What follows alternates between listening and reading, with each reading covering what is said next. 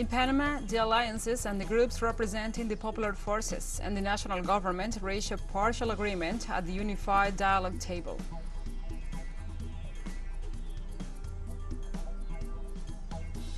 On Sunday, 2 people died and at least 5 were wounded in a shooting in the city of Los Angeles, in the west coast of the United States.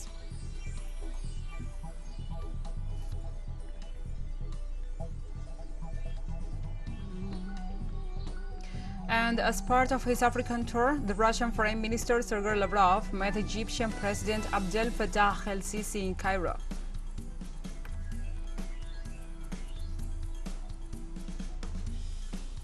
From the headquarters of TeleSUR English in Havana, Cuba, this is From the South. I'm your anchor, Gladys Quesada, and these are the news. In Panama, on Monday, the alliances and the groups representing the popular forces and the national government also reached a partial agreement at the unified dialogue table. The 3 social groups acknowledge that it has been a very complex process and that besides the points agreed upon, there are 2 pending important issues. One of them is setting a cap on businesses' profit margin, and the other is the price regulation to stop the abuses of employers and business persons against the Panamanian people, for they have indiscriminately increased prices of basic goods such as food, medicines, and electricity. Saul Mendez coming out of the meeting related to how the negotiations went about.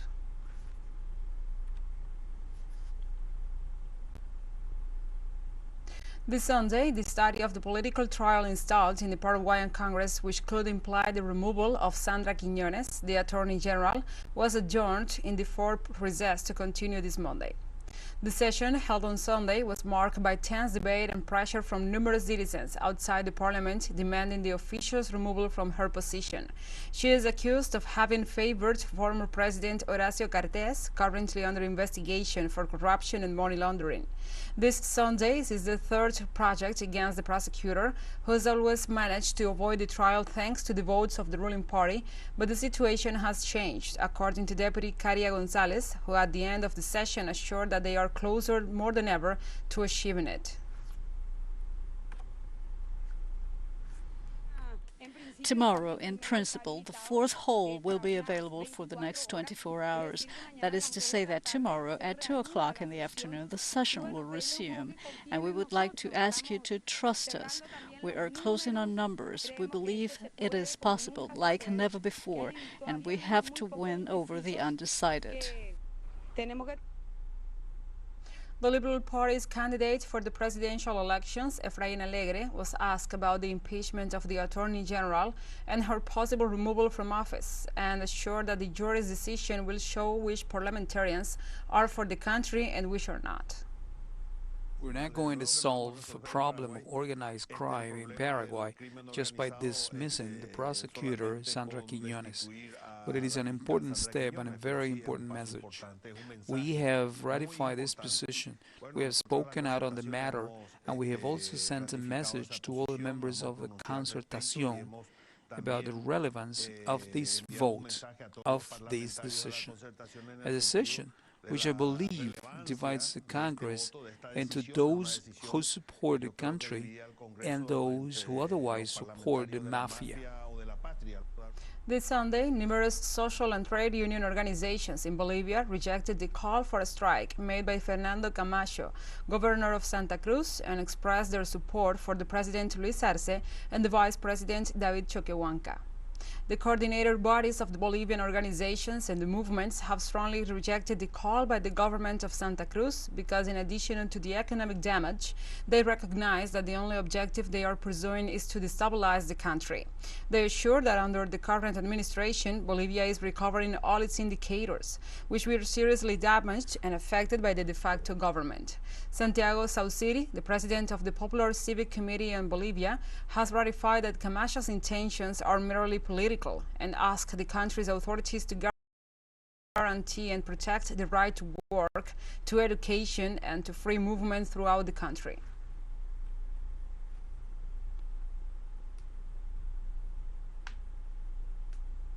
In Haiti, Prime Minister Ariel Henry on Sunday expressed his sympathies regarding the death of 17 Haitians whose boat capsized as they were trying to flee violence and poverty. Through his Twitter account, the Prime Minister expressed his condolences and reiterated the importance of unity throughout the country. He called for national reconciliation to solve the conflicts that have prompted so many citizens to flee the nation. The boat capsized some 12 kilometers off the island of New Providence in the Bahamas. It had at least 60 people on board.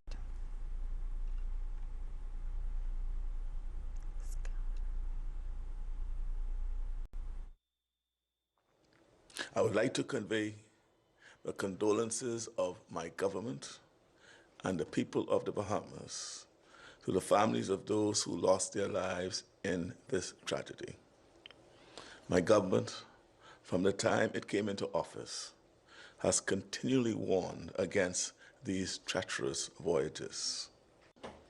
We take this opportunity to strongly condemn the organization of smuggling operations which risk human life and compromise our national security.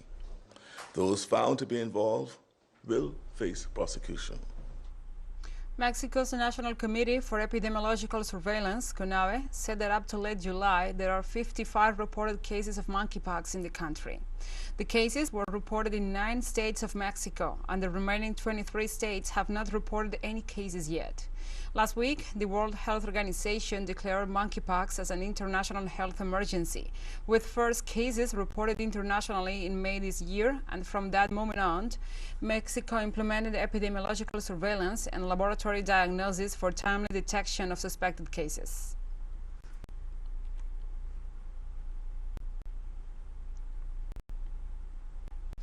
Brazilian President Jair Bolsonaro formally launched his re-election bid with attacks on former President Lula da Silva and the Supreme Court. Bolsonaro's official announcement as a candidate for the October 2nd elections took place at the Liberal Party PL convention in the city of Rio de Janeiro.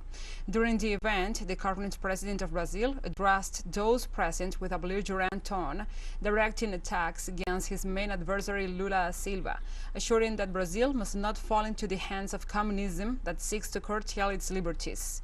Bolsonaro also used the event as a platform to call on his followers to take to the streets for the last time on 7th September, the same day as the last year's demonstrations marked by anti-democratic slogans.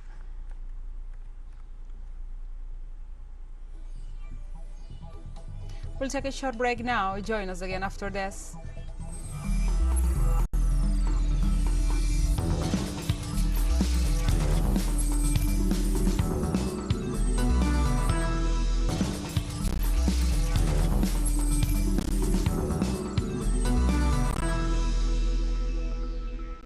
Welcome back.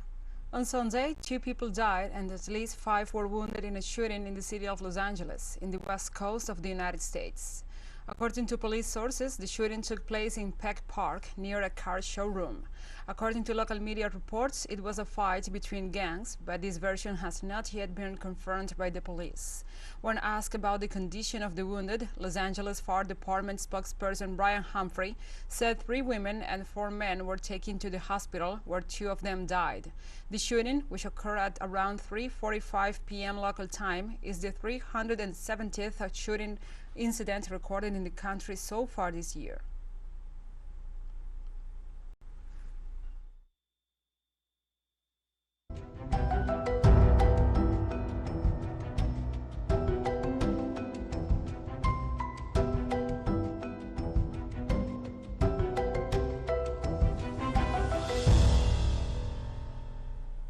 Now we move on to other topics. In Greece, authorities are facing over 50 simultaneous forest fires in the middle of the heat wave that is affecting southern Europe.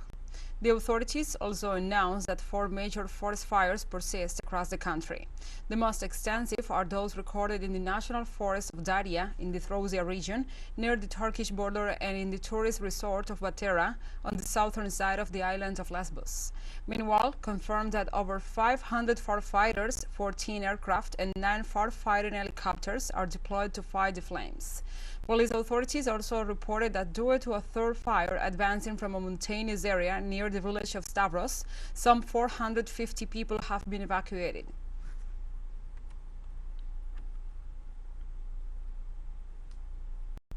In Spain, meteorological authorities activated the red alert in several communities after registering temperatures above 42 degrees centigrade.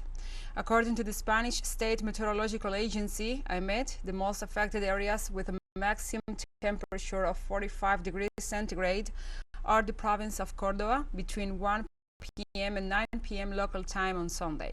The meteorological authorities indicate that in the province of Cádiz, the mercury will reach 44 degrees centigrade in the afternoon of Monday, July 25th, and on the coast of Huelva, also in Andalusia, it will be just 2 degrees below. Meanwhile, several other areas in the provinces of Córdoba, Jaén, Sevilla, and Granada will experience temperatures of 42 or 43 degrees centigrade this Sunday and Monday. However, the EMET keeps them under orange alert for the moment.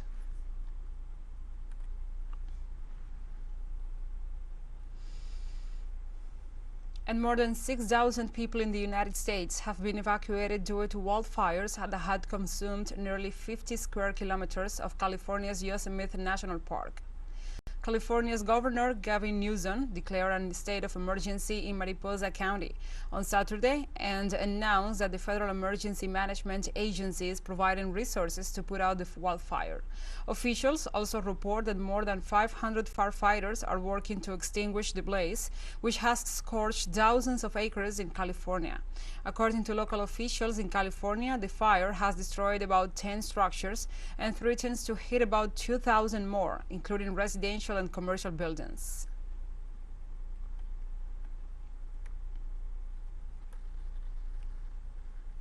Heavy monsoon rains submerged roads in areas of Pakistan's southern port city of Karachi on Sunday, leaving motorists and pedestrians stranded as traffic was disrupted and the public transport ground to a halt. Many blamed local authorities for not taking the steps to drain the water from the roads. According to authorities, as of Saturday, the death toll from more than 5 weeks of monsoon rains and the flash flooding across the country reached 304.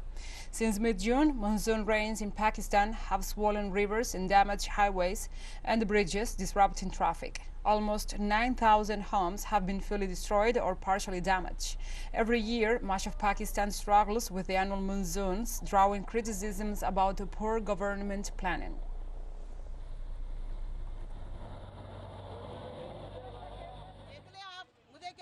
I had to go downtown to buy some stuff, but there's so much water I didn't dare go. I had to return.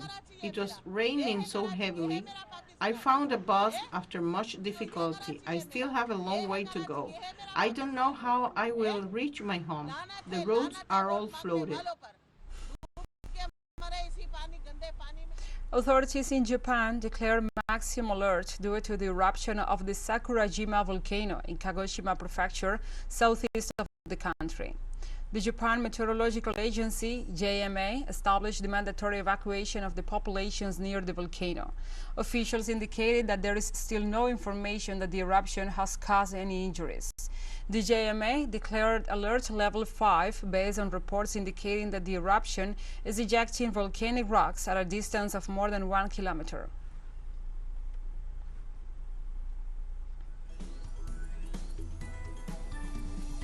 And we have more news coming up after a final short break, so stay with us.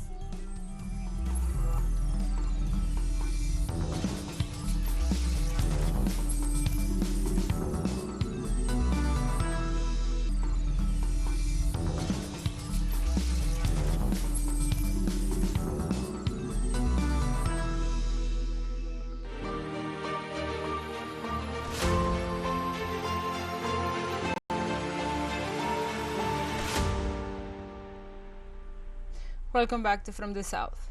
Russian Foreign Minister Sergei Lavrov began a tour in Cairo on Sunday that will take him to at least 4 countries on the continent and pointed out the responsibility of Western powers in the distribution of food to African countries.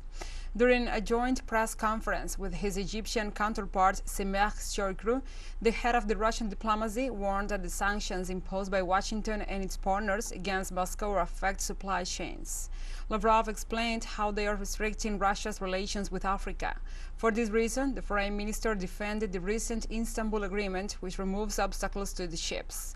For his part, the Egyptian foreign minister reiterated the importance of reaching a diplomatic solution to the crisis in Ukraine that will alleviate the energy and the food crisis. Abdel Fattah al-Sisi, the Egyptian president, praised the level of cooperation between Moscow and Cairo.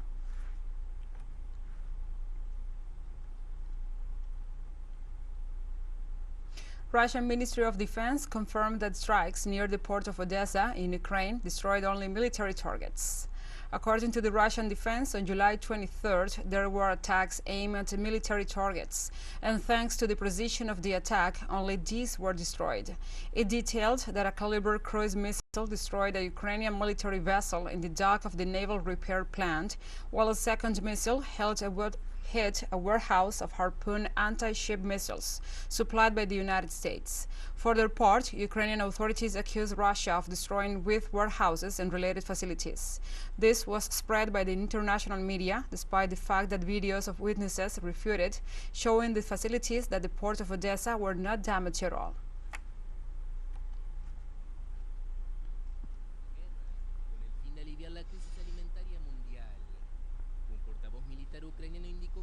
And we have more information from the African continent, as polling stations in Tunisia opened their doors on Monday at 6 a.m. local time to vote in the country's first constitutional referendum called by the President Kais Saied.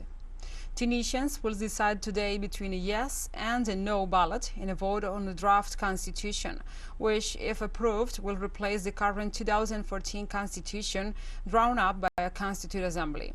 More than 9.2 million Tunisians are called today to the polling stations, and around 84,000 agents are already supervising the polling stations, whereas thousands of local and international observers are monitoring the process.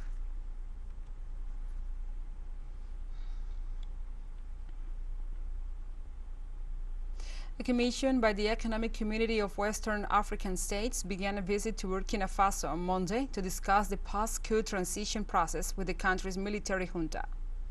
Umaro Sissoco, the president of Guinea-Bissau, heads the delegation as president of the community. In a brief press conference, they reported that he had meeting with the president of the military junta, Paul Demiba, confirming that he was accompanied on the mission by the former president of Niger, Mahamadou Issoufou, and he said that the conversation with the head of the military junta had been very useful.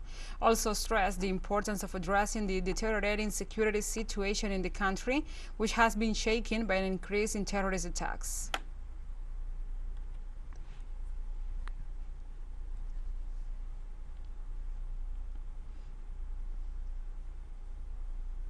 China on Sunday launched Wentian, the first lab model space in its space station, atop the giant Long March 5B EY-3, the carrier rocket from the Wentian spacecraft launch site on the coast of the southern island province of Hainan.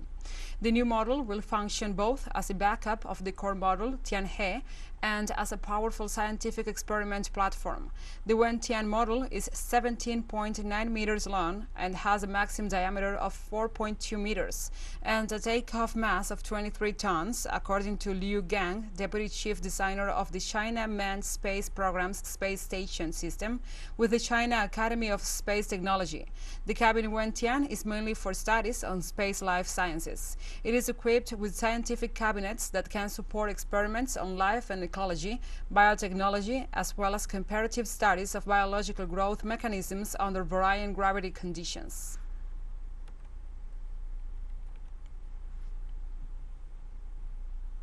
TeleSUR English continues to grow. Its signal now reaches Europe. You can order it from your cable dealer or tune it yourself.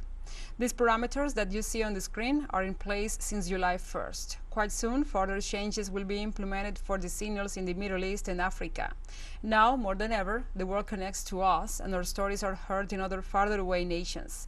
This news multi-platform will continue providing truthful content to oppose the hegemonic media's narrative and our faithfulness to our audience.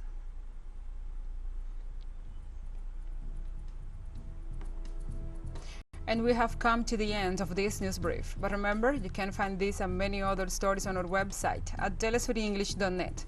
And also, if you feel so inclined, please join us on social media for all the latest news. We are on Facebook, Twitter, Instagram, and Telegram. For TeleSUR English, I'm Gladys Quesada. Thank you for watching.